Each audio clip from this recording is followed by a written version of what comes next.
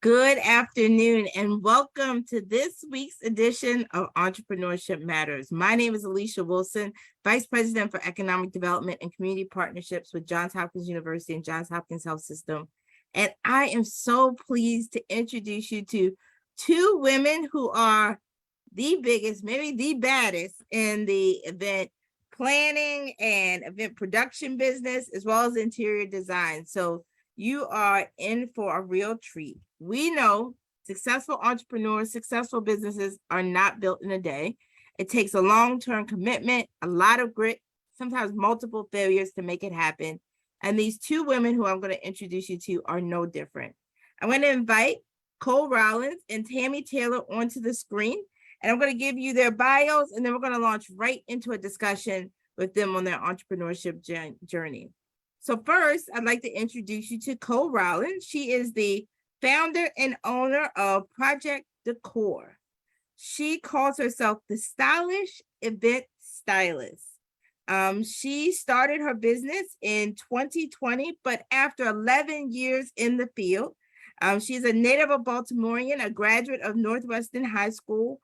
She calls herself and specializes in bespoke, which is otherwise unique event styling and design.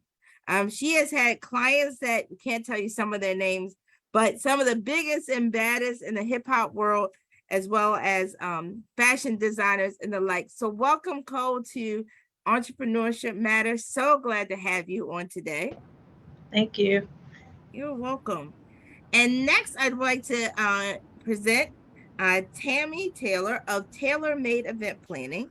She is a full-service planning and design company located in Baltimore, committed to taking your vision to the next level while creating a memorable event by providing exceptional customer care through outstanding organization, signature design, breathtaking decor, and tablescapes. Her company's expertise is in planning, and that has proven to be exquisite. They've been honored with Wedding Wire Couples Choice Award winner 2 years in a row, a Three's Best Rate Award for event planning in Baltimore City for 3 years in a row, and has been featured on WETV, Be More Lifestyle. She's partnered with companies like the organizations like the Baltimore City State's Attorney's Office, Baltimore County Planning Department, the Sickle Cell Disease Association of America, and she's a license in the state of Maryland and serves clients knowing that they will be provided with everything they need to make their event as beautiful as they are. Welcome, Tammy, to Entrepreneurship Matters. So glad to have you on. Thank you, guys. It's a pleasure to be here. Excellent, excellent. So we're going to jump right into this conversation. And both of you, I got to speak with you before the show. Both of you are exceptional. And so I'd love to talk a bit about what inspired you to be an entrepreneur, because you could be really doing anything, but entrepreneurship is your calling. And so tell me about what inspired you to want to be an entrepreneur. I'll start with you, Cole, and then Tammy. Okay, so for as long as I can remember, I knew that I wanted to be an entrepreneur. I wanted to make my own money and I wanted to work on my own terms. I just didn't know exactly what I wanted to do, but I know that I always wanted to be a creative and do anything with that involves the arts or just being creative. So, my entrepreneurship journey actually started back in middle school when MySpace was on the come up. I would do all of my friends and MySpace. family. Oh Yes, man, you just take us MySpace. to I us come all out of that back. era. Yeah. So I was in middle school. I did all of my classmates, my family and friends' MySpace pages, and I would charge them $25. So I had a little small business going on, just didn't know what entrepreneurship was. It was, I had a good thing going. Like I would do everyone's pages. I had the most coolest bespoke pages. I would have words dropping down from the screen, pictures bouncing back and forth. I mean, the whole 9 yards. I didn't have a computer. I would go to Red Emma's Cafe. At the time, it was on St. Paul and Reed Street, and I would have all my friends line up outside of there. I would have them give me their money, and then we would start on their pages. I would come up with a design, the concept, I would say, well, what songs are you feeling right now? What's the, the hottest song? When you think about yourself right now, what kind of song do you want on your page? So I had that going. I even had like customer service going on. I even had referral programs going on. So if you bought me 5 of your friends, I'll take $5 off your next page. So I'm like, A discount program. yes. I'm like in the 8th grade. So when that died down, I moved on to high school and I started, we had like this junk era going on. Do you remember when everyone would get their nails done and there would be so much stuff on there? Yeah. It was called the junk era. So I would junk out all my friends' nails and I would charge them $30. And then once that died down, I started junking out prom shoes. So I had, a couple little businesses going on. I always just wanted to do anything creative and be an entrepreneur in the creative aspect. I love it. I love it, Cole, because what you just said was we've had almost every entrepreneur that's come on has talked about something that happened in their childhood. Yeah. Where they were selling either candy, penny candy for 5 cents, or they were selling bracelets or junk nails. And that's what set this fire in them. Yeah. And you're now very successful entrepreneurs, but it's good because you see young people doing that and you realize that's actually will lead to them being having a great career. So love that story and love your what put the fire in you. Tammy, what would you say? What was the light? So for me, I feel like I fell into entrepreneurship, and I think a big part of it was my husband was my motivator and my inspiration. I've always loved event planning and planning any type of event, and I did it for my family and friends, and then I also did it for different companies that I work for, and meetings and holiday parties and get-togethers and stuff like that, social events. I've always did it, and I would talk to my husband all the time and tell him how much I loved it. And I used to do it for my church. I was on a wedding committee at my church, so I did all the weddings at the church.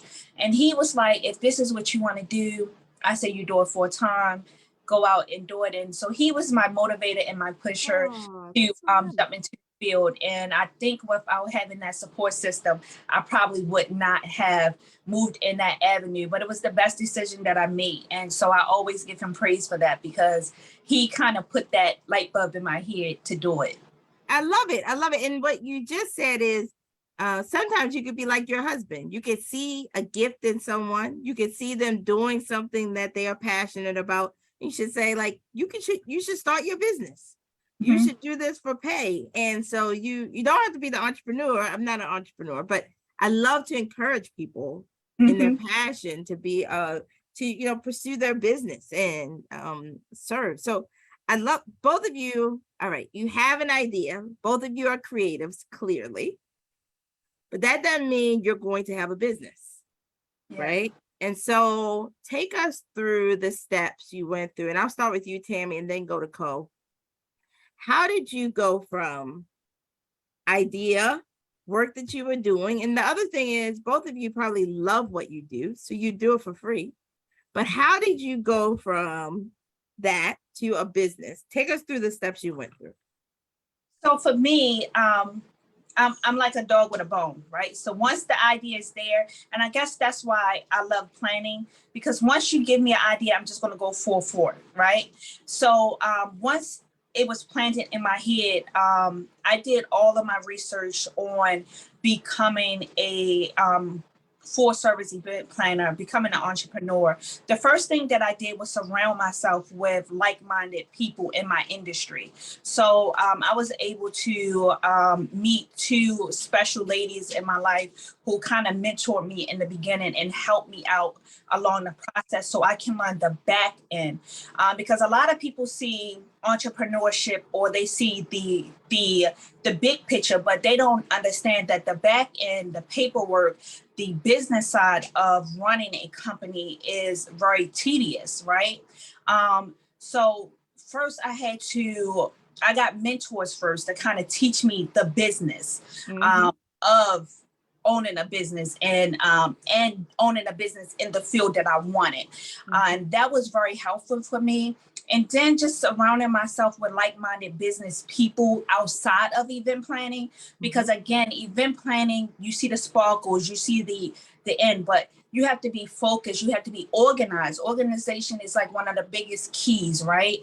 Especially if you're juggling multiple different events at one time, different clients, everybody concept is different. So you have to be organized. You got to have a good count system to make sure that every step is accounted for. So I had to surround myself with business people outside of event planning to kind of teach me how to make sure everything is organized business-wise, receipts and bag papers, what documentations you need to file for a company. So it's a lot of steps before you go forward and say, okay, I'm a business owner.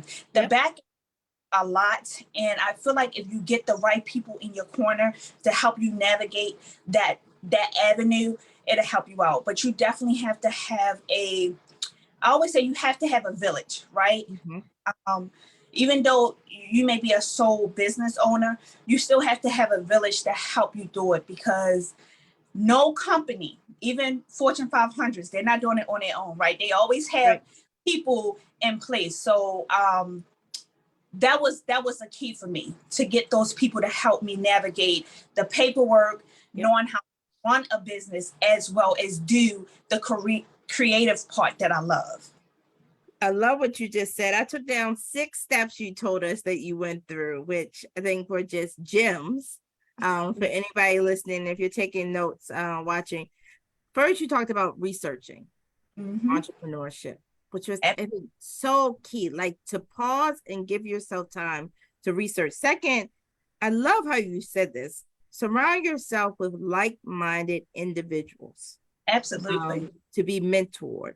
Third, focus on building the infrastructure, the back end, all of the things you need.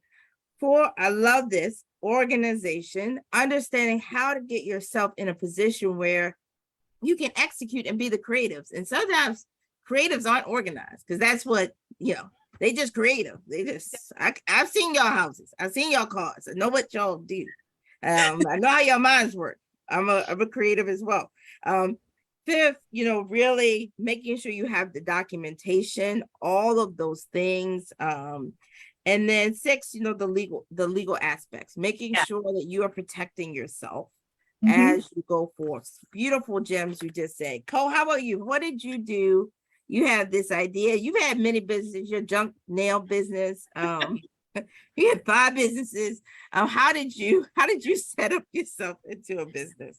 So I'm going to piggyback off of what Tammy said, but I did the total opposite. So I did what you just said not to do. Okay, all right. I just wanted to be the creative of everything. I kind of was thrown into event styling as well, because like I said, I started this 11 years ago, and I'm just getting my LLC in 2020. Okay. So I just wanted to be the creative behind it. And my friends and family, they will all come to me and they will ask me, could you do this? You do so great. And so I was doing things for free. I didn't have the LLC. I honestly let trial and error, move me and mold my business and teach me, because I said, oh, this isn't working out. So now I need to get an LLC. Now I need to, structure the business. Now I need to go through the steps, the legal steps that I need to do to move this business. This isn't working out. So I honestly did the total opposite, but I'm glad that I did, because I know what my boundaries are. I know exactly, what to do, what not to do, because I went through it. Yeah. I wasn't fortunate enough to get a mentor, so I literally had to learn everything on my own. So that's pretty much how I did that. So I did the total opposite. No, Cole, I appreciate your candor in saying that and your honesty around this, because there are so many entrepreneurs, especially when you do something out of love, right? Yeah. You love what you do. You and Tammy, you are passionate about your work. You're creatives. And what will happen is, if you don't have the business infrastructure, you will have no ability to capture revenue for your love. It will just continue to be your love work. And so I think what you just said was great. And getting the structure, earlier on it, but nothing is wasted. So your journey, no part of your journey was wasted. But I think it's really helpful. Nice. Somebody said, "Don't come for us creatives." Who is in the chat already? Oh no. Yeah. I can only imagine who wrote that. Don't come for the creatives. It's not a mess. It's a collection of beauties in progress. That's what someone said. Okay, Yeah. everyone. I see y'all commenting in the chat on Facebook. I see all the comments. Don't worry, I'll get to all of you. Those of you listening on the phone, type your questions, comments in. Type 22333, then type JHUWL in the message. I'll get all of those. And those of you in Zoom, you can continue to put your comments and questions in Zoom. I get all of those and I'll weave them into the conversation. I see a few questions that have already come in, which is around, and I'll go back to you, Tammy. This question sort of comes to you, and then Co as well, because I know I've called on you at the last minute. So how do you both stay organized? So Tammy, how do you just talked about that being one of the fundamental parts of building your business and how you started. How do you stay organized? One, I allow myself a business day. So every Monday is my business day. So I do not do any client meetings. I don't do any client phone calls. I don't do any anything as far as the event. Mondays is my back end day. So that way I can get organized on all of my events that I have coming up, all of my clients, any little notes that I took throughout the week for them. I can do follow-ups on that day, and kind of make sure that everything is in order. I also do once a month, I have a date set aside for finances, right? So that will be the date that I will go in and make sure that all receipts are up to date, all invoices was received properly and things like that. So I have to set aside those days and make sure that they are prominent on the schedule all the time. So it's just a block out, right? And that kind of helped me stay organized. I love it. It's the day to work in your business and on your business. Yes. That's a really, really great idea for people. Very great advice. Co, how do you stay organized? So similar to Tammy, so I have an admin day, which is Monday as well. A Monday, I don't take any calls, any emails. I go through my numbers. I go through, to see if I met my goal for the month, for the quarter. On Sundays, if I'm not booked for an event, that's my reset day. I need a moment to reset and just, to take it all in, because doing events, it can be a lot mentally and physically on the body. So I try to just have a self-care reset day for myself. I prioritize different tasks. I give myself different tasks to do. So if I have an event coming up that month, I focus solely on that event versus me thinking about events ahead of time or behind, so that I'm not so back and forth with different things. I don't want to put myself, too much on myself at once. Yeah. No, and you can tell because when you are organized, then you're actually able to take on more, right? You're able to scale rather than, I forgot this or I missed this. Just great nuggets and advice. So this question is really about, as you all have businesses that do require some capital infusion in order to be able to produce your work, right? So how did you go about raising funds for your business? That's a question we just received in. And then I'll go to Tammy. How did you raise funds? So I found that credit, other people's money, has worked out a lot in my favor. And I'm just learning that during the pandemic as well. You have to structure your business in order to get funding. You have to get a Duns and Bradstreet number. It's called a Duns number from Duns and Bradstreet. You have to register your business. You have to do all of the proper steps in order for you to get other people's money, which is capital. So pretty much that way. You gotta, wherever you're from, just register your business, go on dunsandbradstreet.com, get your Duns number, and start building, capital that way.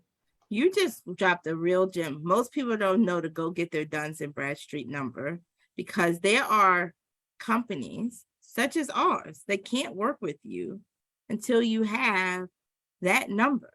and it's not your EIN. It is another number. And so love that you just gave people that gem for them to know. Tammy, how about you? How did you go about raising capital? So for my business, I'm starting out first and foremost. I did I invest myself. Me and my husband invest in our business to get started, and due to my company being more so planning based versus Kohl's, she has inventory. So me starting out, we were just planning based, so we didn't have to have a lot of capital up front. We just had to have capital for our back end production, right? To get our licenses, get our insurance, and all of that type of stuff. So we were more so self. Mhm. We put our money in ourselves to start out. Yeah, and so many businesses. I mean, I would say 99% of the businesses, the first check-in is your check. Right. Yes. And the first couple of checks are your check. Absolutely. Until you start gaining revenue. So that's extremely common. And some people, it's even called the friends and family round. The family invests in the business. So just like Fortune 500 companies, most of them started with an idea and a person that did that. Let me ask this question, because both of you have a following. Both of you have a tremendous clientele. That's how we got to you and know of you, because people speak highly of your work and what you do, and that you're experts in your field. So how did you go about building that clientele? It doesn't come like you didn't get that when you got your LLC, right? There wasn't a book of business that came alongside it. So I'm gonna start with you, Cole. How did you build your clientele? So basically on social media, the power of social media, you got to use it for your greater good. I just basically showed up and sold myself on social media. I would be consistent. I would show the ins and out. I would show behind the scenes. I would show the glitz and glamour, but also the grit and gut behind this business. So I would gain community on there. Once I got a client, it would be more so word of mouth. I know word of mouth is kind of outdated for some people, but that is what works for me. Word of mouth. One satisfying client turns into another, and that's how I gain clientele. I love what you just said. One of my law partners used to say, the business that is on your desk is the next customer that you can have. Yes. There's nothing better than to have a satisfied customer. I agree. Singing your praises and giving your name. So no, that is right. Word of mouth is so valuable. That currency is huge, and social media just allows for you to take it to a whole nother level. Tammy, how about you? How did you grow your following? So for me, I've been in business for almost 13 years now. So before the social media kind of got the way it is now, it was word of mouth for me.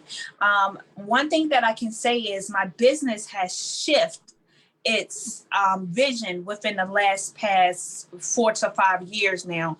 I do a lot more corporate events now, which are not more so social media based. Sure. So it's still word of mouth for me. I do a lot of like medical conference and things like that. So I get to meet and network with a lot of people, and that word of mouth kind of traveled through networking. So it's networking for me. More so than social media, because a lot of the organizations and companies that I work for, they come to me because they were either at a corporate event that I did or someone told them about it. So yeah, so mine is more networking and word of mouth put together. No, I love it. And I think that's a really important, when you go to an event and the production is great, you do say, who did this? And great suggestion for folks. That leads me to a question. Both of you are in a business that was impacted by COVID, right? Oh, yes. March 13th, there were galas and events and conferences all planned. And then the 14th, everything shut down in the middle of the night. And so how did you, and I'll start with you, Tammy, and then Cole, how did you fare during COVID? How are you coming out of COVID? Just advice, because you're in one of those industries where if the event doesn't happen, and a lot of other things, your business doesn't roll. So Tammy, how did you deal with that? So COVID was a huge blow to my company. I had 6 events on the books that year that instantly got canceled. And as you stated, yes, that means payments stopped, money stopped coming into your company. So it was an instant blow to my company. And it put us in a semi-panic because I had full-term staff as well as part-time staff as well, that's on payroll. So it put us in a panic, what we're going to do, how we're going to survive. I was grateful that I had a savings, right, that can help me navigate and get through it.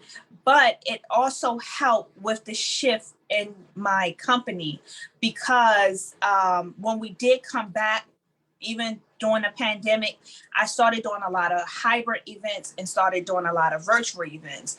That was new to me, but because companies still wanted to have different things, I've had galas that were virtual that were great.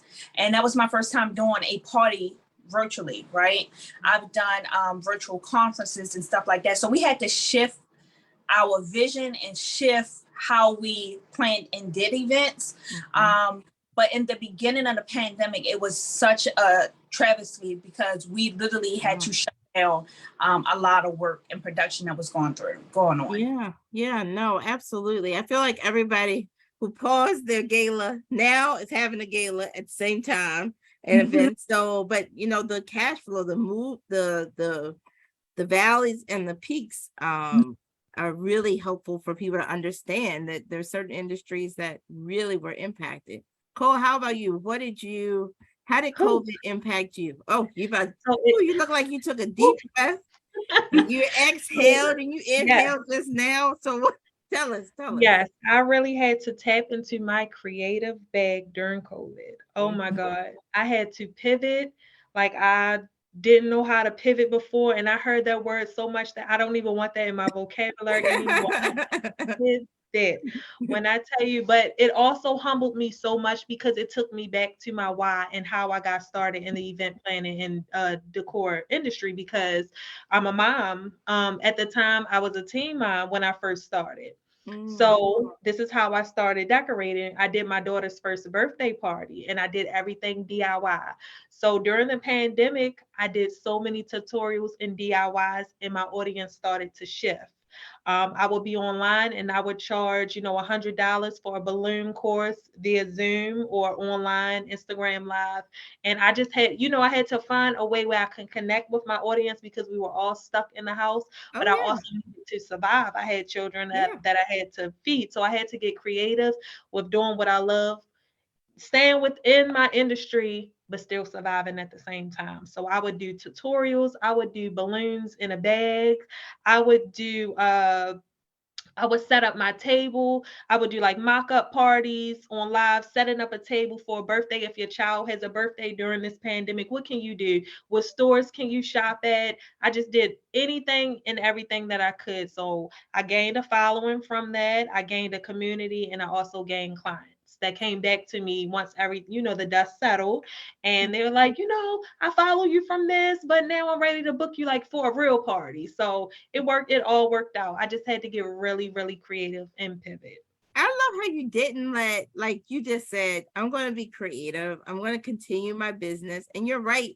I think people felt in COVID, they wanted to be even more outlandish than they could be when everything was open because they're by themselves. So the Zoom parties became more significant. The what you did for yourself became so I love how you allowed for what was a painful time to be a passion fueling time and like show you all these different ways you could do your business. I love that. So that leads me to a question that was put on Facebook, which is networking. So people talk about networking all the time. I did a talk on networking yesterday. But how significant is networking for you as entrepreneurs? I'll start with you, Tammy. How is it, does it make a difference, or how does it, or what even does it mean in your industry? Because I know networking means something very different in different industries. So I'm gonna start with you, Tammy. What is networking in the event planning, in the styling business? And then I want you to answer too. Very much important, especially in our business, both me and co-business, is very much important. And I always say it's two different types of networking. And again, one of my mentors, I believe it or not, I may not come off this way, but I am shy at heart. And come on. I'm really shy at heart, and I will go to networking and just like be in the corner. And one of my mentors will pull me and be like, nope, not today. You're not gonna be in this corner. You're gonna go out, you're gonna meet people.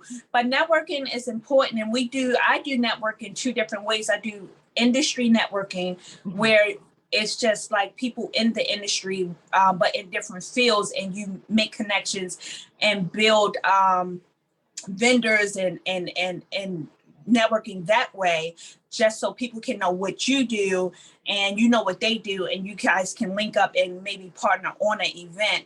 But then also I do networking outside of the industry, where I'm meeting clients, right? So networking is important in so many different ways, because one, you building that vendor connection, someone that you can bring on to help you out on your event, but then you got to network to find the clients so that constantly have the revenue coming in. So it's very much important in my business, for sure. Yeah, I love how you I'm gonna bring up a point after Co speaks about something you just said, which was so powerful, so important for people to think about as they are networking and thinking about their business growth. Co, how about you? What's the role, and how does it take place? What's the role of it in yours? So networking is extremely important. And I just started going to networking events in 2021. It is extremely, extremely important. It is a game changer, because I have met the most amazing people in the event industry in particular. I'm building relationships, and I want relationships sometimes more than I want money. I need a relationship. It's more valuable. More valuable. More valuable. It lasts longer. Yes. I can look at my contact list now and know if I fall short on something. Oh, I have this person. I can call this person. Oh, I know that this person has this. I don't have it. So imagine if I never network and met these people. It is extremely important to network. And just like Tammy said, which is funny, we have a lot in common. I am the most friendliest introvert you'll ever meet. In networking events, I will shy. I just went to one yesterday. I walked in and I will shy away until I feel comfortable enough, and if I feel like this is the room where I belong. I kind of like, God, move me. So I'm like, okay, I go into a room, I'm a little quiet, I read the room and I feel the room, and then I'm like, okay, this is where I belong, and then I'll start networking if I feel it, that I'm in the right place. But closed mouths also don't get fed. You are just one conversation away from a lifetime client, a big contract. You have to. It is important. You cannot grow if you don't go, basically. That's right. I love it. You don't grow if you don't go.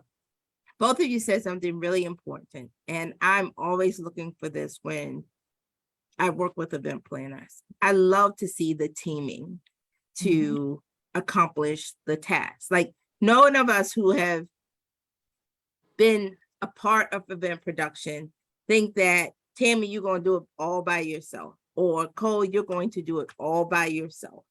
And so, like, I love to see the roster of everybody that you are engaging with. And I like to see them be local. I like them to see Black women and like Black men and minorities and women-owned businesses and local businesses as a part of that roster that's bringing together, producing this production. And so as you both talked about teaming, we call it different things, joint venturing, having them as a part of your supply chain, but really, really important. No one expects you to come to an event and not to have like 10 invoices, right? I mean, I do. I don't expect you not to bring me 10 invoices. Now, I like it when I just get to pay one invoice and I see everybody that worked on the team, because I only like to write one check. It gets kind of complicated, but you as an entrepreneur don't have to do it alone. And I think that's something really important. And either you want to speak on that, of how you've been able to build your team that's a part of your ability to produce on these events, or how have you worked with other teams? Can you talk a little bit about that? I'll start with you, Cole, and then Tammy. Yeah, so you have to build a strong team of vendors in particular when you are in the event industry. You have to know who you know to call on. You have to just build community within one another, because like I said, if I fall short on something, I need to know that there's someone that I can call on that has it, something that I don't, some knowledge, even if it's not a particular thing, it could be knowledge or anything. So it's extremely important to do that. Yeah. Yeah, Absolutely. I'm 100% about teamwork. And that's not even people. I believe in teamwork within the same level of Yeah. the Mhm. not even just like me hiring Cole to do the decor. I have worked underneath of other planners. If they became short staffed and one of their employees couldn't work, I'm a whole planner myself and have my own business, but I've gone and worked underneath planners. I have hired other planners to work with me on different events, and we both team up to work on an event. I get like some like Cole, I use decor people just for that, different DJs and things like that. You have to have a network of people that are reliable, but also like if you can't do something, like if I get sick today or tomorrow and I got an event, it has to happen, right? It has to go on. Yeah. They cancel the event because I'm sick. If I don't have that connection, if I don't have that that networking group, I can't call on one of my event sisters and say, "Hey, can you step in for me today because I got COVID? I can't do it." And they can pick up the slack for me. So having that vendor connection and system brotherhood is very much important. I love it. I love what you just said, right? Being able to compliment and not compete in a Absolutely. place where there's abundance. There's 150 events going on. So even if you wanted to, you couldn't eat it all. You could not could eat, you couldn't capture it all. And so there's so much that you all can do, teaming at the same level, teaming as subcontractors. Love what you just said. I have this great question came in on Facebook, and I want to make sure I get it into the conversation. This one is about, it's a shift in the conversation, but as business owners, and creatives, there are a lot of things that you will do, but there are some non-negotiables, right? Some things you just will not do. That's not in the menu. It's not even on the special menu. What are your non-negotiables? They don't even have to be like what you substantively won't do, but like maybe in a business relationship, what won't you engage in as a part of doing business? Cole, I'll start with you and then Tammy. Okay, so this goes back to when I said trial and error was my teacher within this industry and life in general. So I know what I will do and what I will not do, because things has happened within this event industry for me. And I'm just like, yeah, let me write that down. Let me tweak my contract. This is never happening again. One, a non-negotiable for me is doing the service before getting paid. That is a absolute non-negotiable within me. Uh, I'm never doing that. No, I did it before and I didn't get paid. You didn't get paid. And I never got paid. You never got paid. So that is a non-negotiable for me. That is my number one. Unless it's something that I want to do. I do charitable work all the time. So if I want to do it, then I will. But no, I'm not allowing you to say, okay, I get paid this day. This is when I'm gonna pay you. we'll have your event when you get paid with Yeah. me. So Yeah. that's a non-negotiable. Tammy, what's your non-negotiable? I agree with you. I agree about the payment. So my non-negotiable, that's my not getting paid is a non-negotiable depending on the type of event. Like if I'm doing any type of wedding or social events, that's definitely a non-negotiable. But it's different when you're doing a business field, because business field usually they have a 30-day net pay, right? Mhm. So it's a little bit different as far as pay for those. But my non-negotiable period around the board, I don't care if it's corporate or personal, is holiday events, working on a physical holiday. And I learned that lesson, again, like you said, Cole, early on in my business start out. I did a Christmas Eve wedding. Ooh. And it was a night wedding. The wedding didn't end until 1:00 in the morning. This wedding was in basically PA. So at that time I lived in Anne Arundel County. It was probably about an hour-and-a-half drive from my house to the venue. And I had a son. My son was a baby then. He was young. He probably was about 5 years old. So he had to bring in Christmas Day with my family, because me and my husband, we're a team, and in my business, were at a business. We was at an event, right? So we didn't get home until maybe 5:00 in the morning. Christmas Day, of course, we were going to be tired, so we couldn't do like the Christmas gifts, and it devastated me so much. I cried so much that I could not be Christmas morning with my son. And I had decided then and there, I will never do a holiday event, because I feel like holidays are so important for your family and for you, that I don't want to jeopardize missing those moments to do an event. So no money. I don't see, and I have not worked a holiday since then. So I do not work on holidays. That's a non-negotiable for me. And my son is 20 years old now. So you're 20 years old. The baby's a big baby. Yeah. So since that one moment was like a teaching moment for me. Yeah. Yeah. No, I think the boundaries, the priorities, and I loved I love what you just said in terms of just setting, like, I'm not going to miss these moments. Mm-hmm. I'm not going to have something infringe upon that. It's not worth the money, Right. Which is just a beautiful thing as a balance. And it leads to a question that someone texted in, which is like, how do you set those boundaries? You know, Tammy, you just talked about the holidays are your boundary. You're not missing those special days. What other things are like the boundaries, or even like the self-care you have to give to yourself as an entrepreneur? What's your advice for maybe other entrepreneurs that are trying to set those boundaries? I definitely think you have to take a day off. My favorite word is, well, anytime I have an event, I don't care if the event is on a Wednesday, the next day I am off the clock. Mm-hmm. Usually I call it my event hangover day, right? So event hangover day. Event hangover, that is the terminology in my house, and I use it that way. That means I am in the bed all day long. I do not want to move unless I'm going to the bathroom.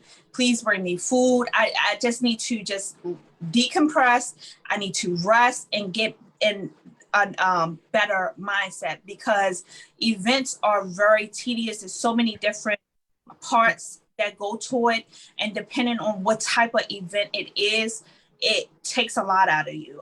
Some of my events are week-long events, right? So there is no stop. It's from Monday to Saturday.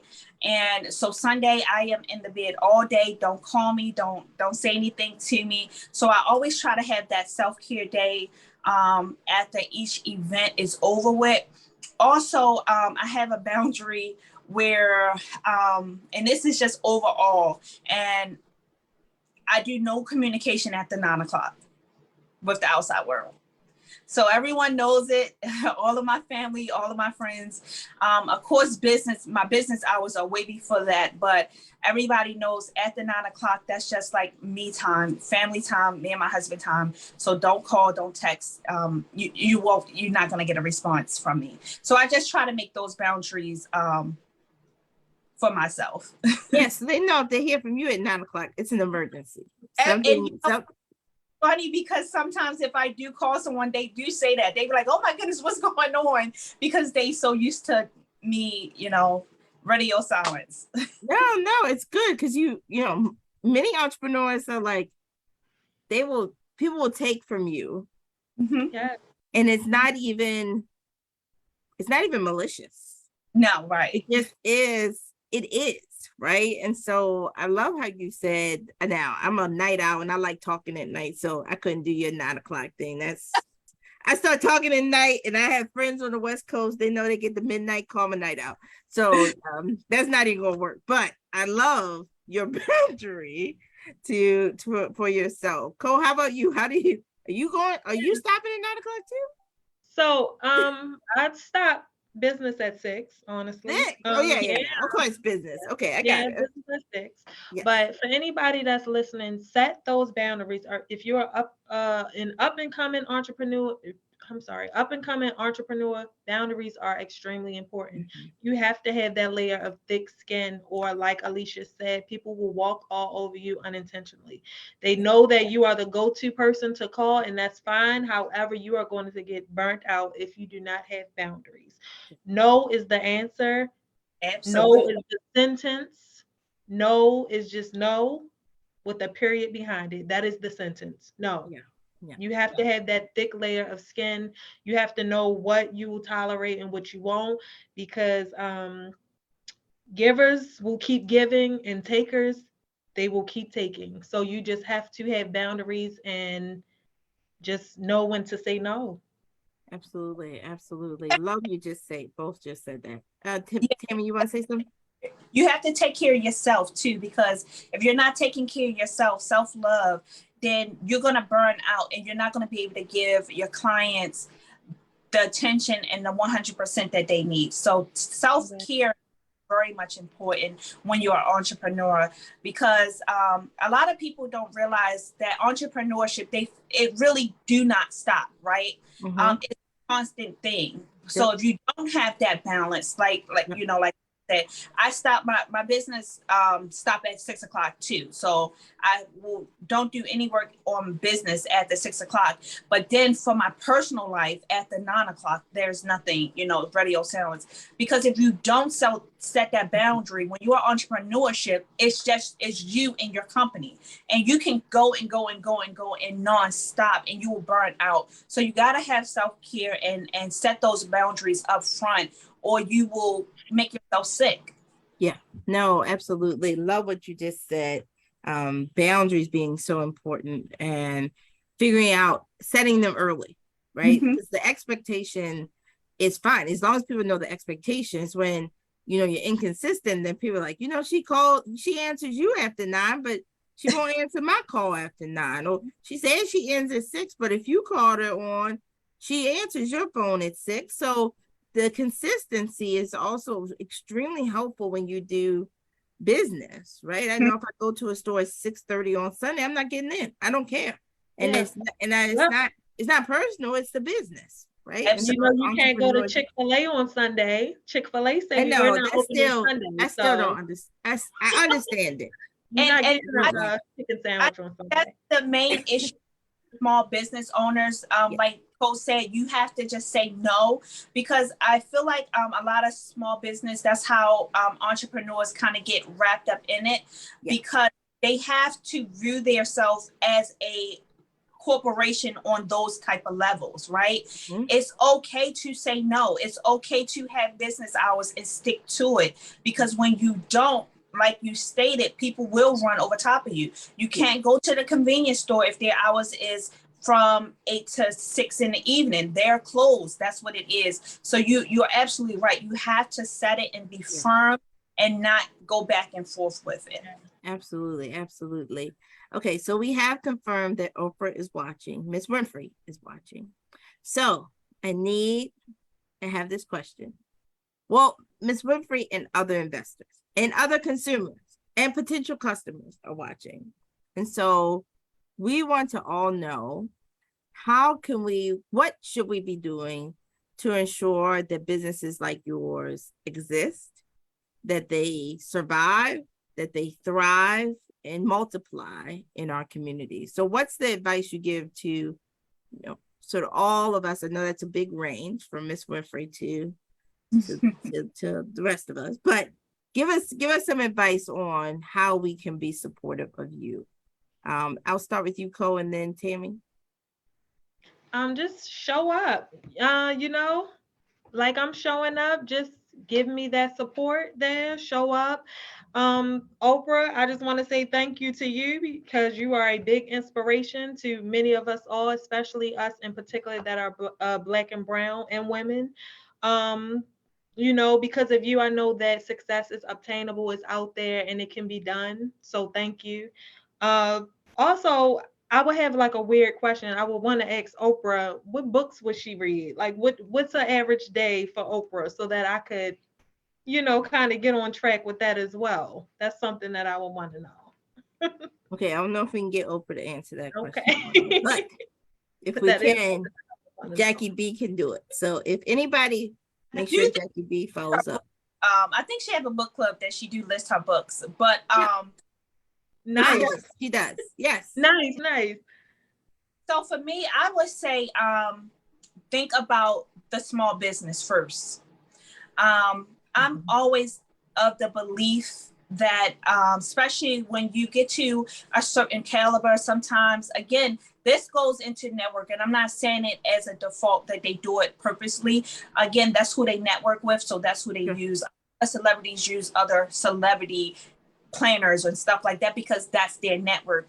But give this person a chance as well. Try to look at the small business and help them out and give them an upper hand. So that would be something that I would always put out there is, even if you don't hire them for the main job, hire them as a sub vendor, just always try to help out a small business and help them come up to get to the next level. So think about those people. That would be what I would ask. No, I agree with you. And, those of us who have control of supply chains or are the purchaser of event services or the purchaser of cookies, right? Everything from everything. If you begin to have an orientation to say, can someone in my community do this? Can a small business do this for me? And try people out. Maybe you don't give them the $1 million contract at the first time when you've never seen their work. I got it. That's wise. That's wisdom. But there's a lot between that $1 million contract and zero that you can have people work on and demonstrate that they can perform and continue to ratchet them up as a part of that. So great advice, Tammy, for all of us, and great suggestions. Let me ask this question, and this is what I say over you, and I try to say over every guest. I believe that your best days are still ahead of you. You haven't even touched the potential of what your businesses are going to be. Yes. And so what should we be on the lookout for? What should we be supporting you in achieving? What should we be cheering for you when it happens? What's the thing that we can expect? I'll start with you, Tammy, and then Co. So as I stated, I have been doing a shift and moving more into the corporate side. I have had the pleasure of working with some big name companies. I did the CIAA basketball tournament. So I look forward to events coming into Baltimore and being a part of those, bringing revenue not only to the city, but me being able to also bring revenue because they are larger events. That means I can hire more staff. So as a small business owner, being able to bring revenue to someone else and bring revenue to the city. So just being a part of things like that is what I'm striving for the future. So look out for that. Excellent, excellent. Cole, what about you? What do you want to, what's next on your horizon? So one of my biggest goals is to always reach back, Mhm. so that I can help whoever is on the come up, just like I was, that didn't have a mentor, didn't have any guidance, didn't have, just had their blinders on, jumping right into entrepreneurship. I would love to have an event planning academy, and I would love to just, Mm, yes, reach back and help and show them what to do and what not to do. Tell them things that I went through so they don't have to go through it. So that is one of my biggest goals. So I would I love love to I do that. love that. I love that, the event planning academy. Yes. So you're like building like a whole little event Yeah. planning Yes, and expanding. corporation Absolutely. with the talent. I love it. I love it. And Baltimore is a hospitality town, right? That's our tourism is one of our largest industries. And so you both are. I love the ideas. I just gave you the question of like what's to come, but I want to give you this question, our final question before we close out. Sometimes you can wait to get to the mountaintop to celebrate. But I feel like there's a lot of celebration in the journey from here to there. So tell me, like, what's one of the things that you are most proud of in your entrepreneurship journey? What's one of those moments where you say that you've had where you said, it's all worth it? It is, So, I'm on the right path. Go ahead, Cole. I see it. It's on your heart. I see so it. for mine was simply just starting. It was just Mm, starting, just believing in myself and just, start just actually going through with it and starting. So if this is for anybody that's listening that has an idea or a vision or a goal on your heart, just do it. It's never going to be perfect. It's never going to be the right timing. Just start. You got to start. You're going to do it today or you're going to do it one day. Just start. I love And then that. trust the I process. love it. Thank you. That's it. Just start. You got to start. I love Absolutely. it. And I'm going to piggyback off of that. I feel like as an entrepreneur, you will always have a little bit of self-doubt, right? We will always, as they always say, we are our biggest critic. So I celebrate every moment. I celebrate every contract that I get, every Mhm, event that I get. I celebrate it, mhm. and that's just I'm going to be 100%. I celebrate all of them because there's going to be times, and especially in our industry, there's going to be times where you're going to have a slow period, right? Yeah. And that's your self-doubt is really really going to kick in, and you're going to say, oh man, I didn't book any events this month. What am I going to do? So I try to celebrate every milestone of my business, every growth of my business, and it keep you motivated. So if you do that, it will outweigh that self-doubt. I think in anything that we do, and this could just be a person in a 9 to 5, you always have some form of self-doubt. Am Yeah. I doing it right? Is this the right job for me? Should I move forward? So like Cole said, just do it, push all of that aside. And I feel like if you celebrate yourself, if you celebrate your business, everything will be great. I agree with you, Tammy. And I think beautiful mindset, right? It is a mindset shift to Mm-hmm. be thankful in the valley, right? To be thankful when it's low, to be thankful even when bad things happen. I Mm-hmm. always say something happens, and I remember my dad used to say when the car would break, and I'd be like, Daddy, what are we going to do? And he'd say, thank God we can pay to get it fixed. Yep. Cars broke, but the problem can be solved through money. It's when we have problems that cannot be solved through money that we need to worry. Yeah. And that's just a beautiful mindset to have as you're thinking about this. Give us for those listening on the phone as we wrap up, give us your .coms, your website, your Facebooks, give us all those. Cole, give them to us quickly. Okay, so www.linktree.com/project decor. Decor is with a K, DEKOR. My Instagram is Project Decor by KO, and as well as my Facebook page. Excellent. Tammy, tell us how we get in contact with you. My website is www.tailormade-eventplanning.co. And I'm on social media at Instagram, tailormade_event planning, and Facebook, tailormade EP. So yes, you can reach me there. Excellent, excellent. Let me say, it has been a pleasure to interview you both. And my prayer is that what I said, your best days will continue to be ahead of you. And just so proud of both of you and all you are doing. And it's a pleasure to get to interview you. Let me give a couple of announcements. We're going to close out. Next week, it's our 99th episode. 99. That means we have interviewed over 100 and almost 200, 198 entrepreneurs. So really excited about that episode. We're going to get to the 100th the next week. So, well, 2 weeks after. But next week, we are going to be interviewing travel agents. So everybody always wants to go away. So it's great to hear them. Tune in next week. Follow us on Twitter, Instagram, Facebook, JH Connects. Email feedback, jhconnects@jhu.edu. I want to thank our partners, Johns Hopkins University, Johns Hopkins Health System, Hopkins Local, the Mayor's Office of Small Minority Women-Owned Business, Goldman Sachs 10,000 Small Business Program, and Bloomberg Philanthropies. Thank you, Cole. Thank you, Tamika.